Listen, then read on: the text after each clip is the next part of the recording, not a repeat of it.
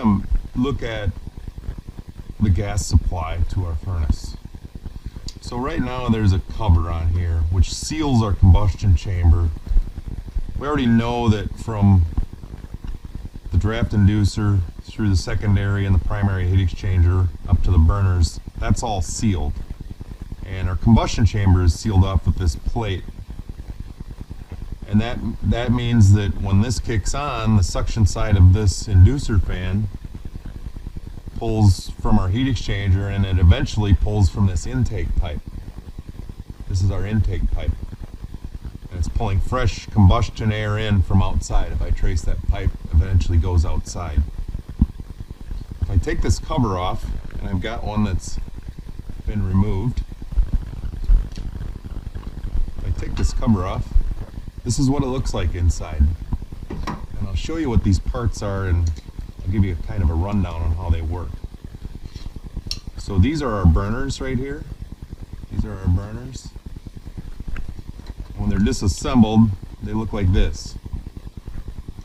And it's a row. This one has three burners. Three burners. And they're lined up like this. They're side by side.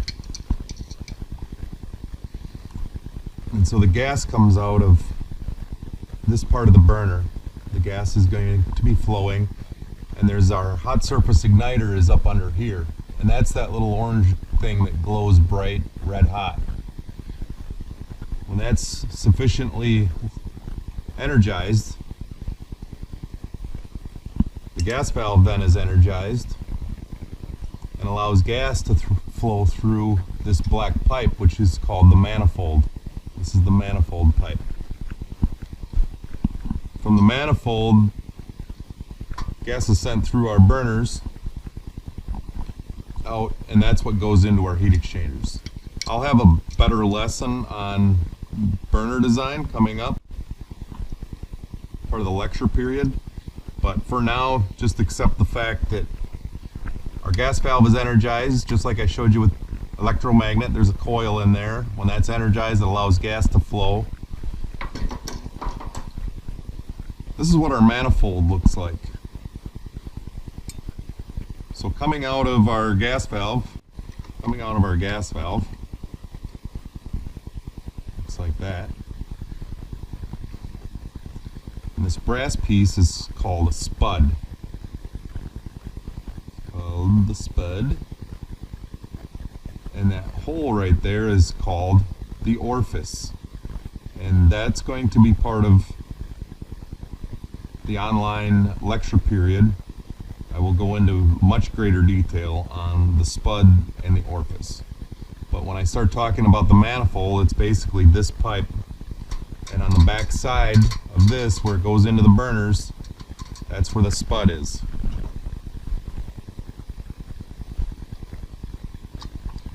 So what you can't see when this is all assembled is it looks like this. This burner piece goes over the spud. And when gas starts flowing, it goes through that gap and it creates a Venturi effect, and it pulls in combustion air with it. And then you've got pre-mixed fuel and air coming out of the end of this. This is where you get that nice pretty blue flame. And these little wings that you see, that's essentially what's used to light the next burner. So I only light, my igniter's on one end here. I light one burner, and because of my crossovers, it ignites all the way across. So one thing that's very important is we have to know what our gas flow is. This isn't just a random pressure of gas that we apply here. So I'm going to show you how to measure gas pressure. There's two gas pressures that we need to be aware of. There's the incoming, so this is the incoming gas line.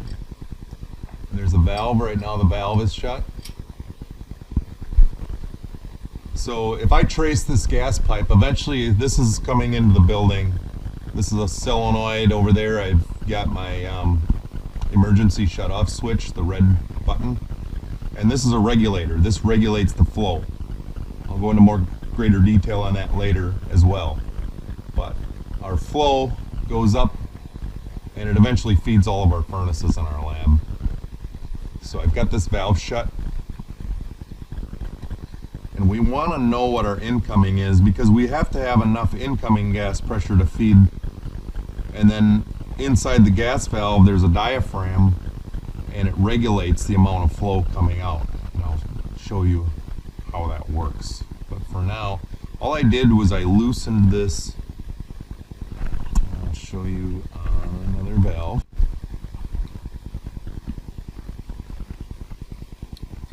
So right here there's a little nub that sticks up, and I'll put a hose over the end of that.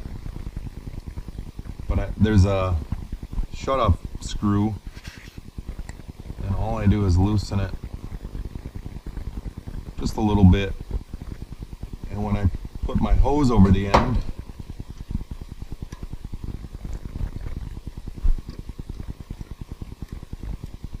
I should be able to read gas pressure. See how that's sealed over the end?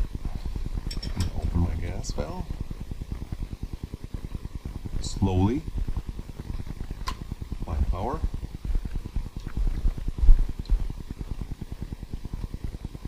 And turn up my thermostat. We have to give it a minute to initialize.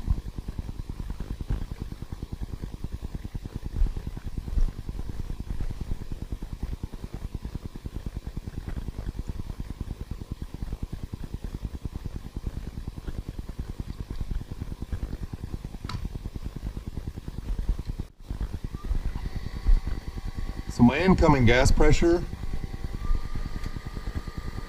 is 7.35 inches of water column. 7.35 inches of water column.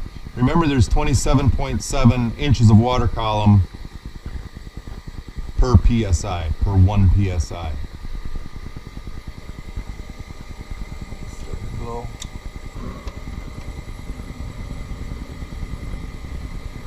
The burner is lit. And with full flow,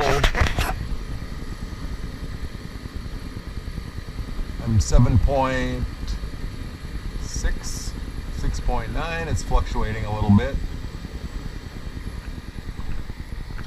And that's good. Like I'm saying, coming up, we're going to talk about gas pressure in a greater detail when we go into the classroom portion. But I just want to show you how to check incoming gas pressure and what that looks like. This is a digital manometer. So we measure inches of water column with a manometer. You see right here, it says inches WG, which is inches of water gauge. An inch of water column is the amount of pressure that it takes to raise water 1 inch in a column. So in this tube, these are connected at the bottom, and if I put pressure on this hose, it's gonna move this water column down an inch, and this column will go up an inch. And that's 1 inch of water column. That's what that means. It's literally the amount of pressure required to lift water 1 inch in a column. It's a very fine adjustment.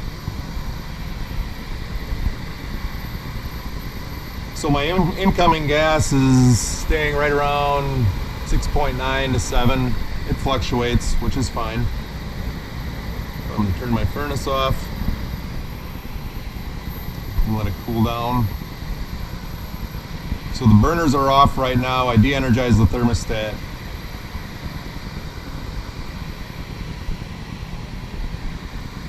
And I'm going to let the blower cool.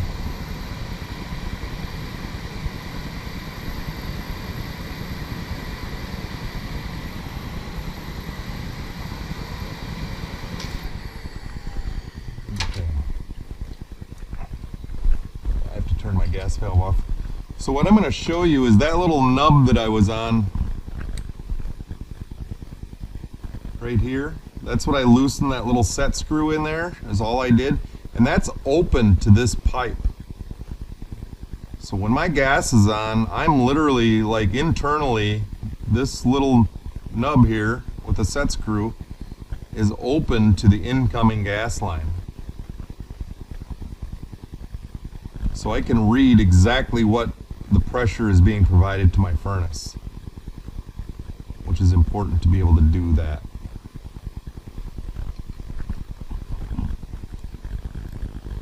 And then when I'm done, I just tighten my set screw back up, and that seals it back off, which I'm going to do over here.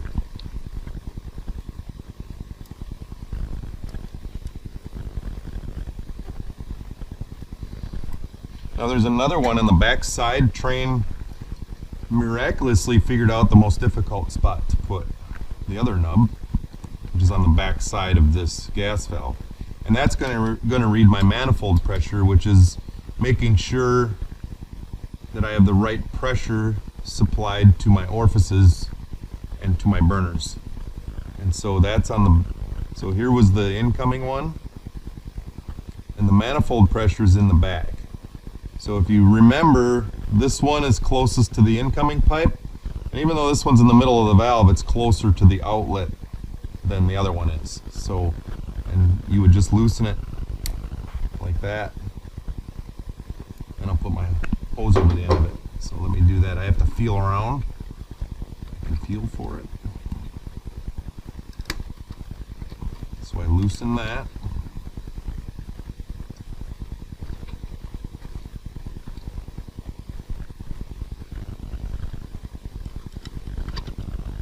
I can slide that hose over the end of it. Okay. Open my gas back up slowly. Turn my power on.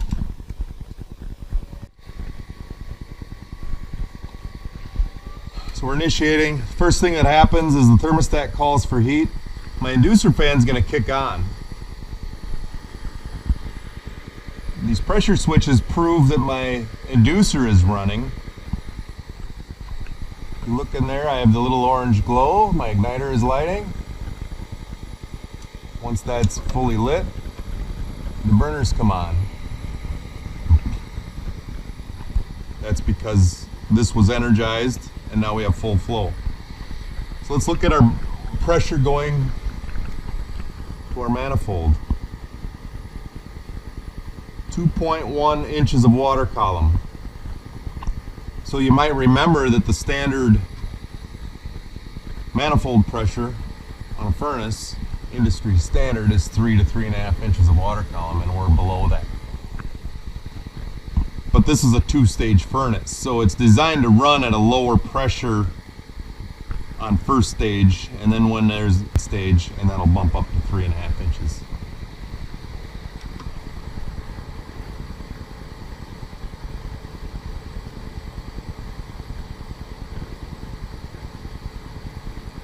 Nice and steady.